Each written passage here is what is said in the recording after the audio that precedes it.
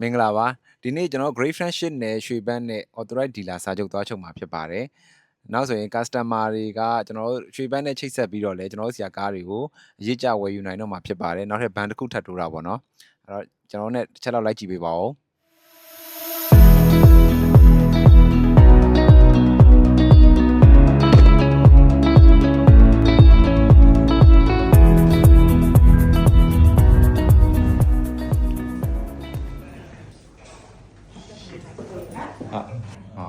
ထုတ်တာလေ ဟုတ်ကဲ့ဟုတ်ကဲ့ တော့ဒါ business ကိုလည်းပုံစံမှာ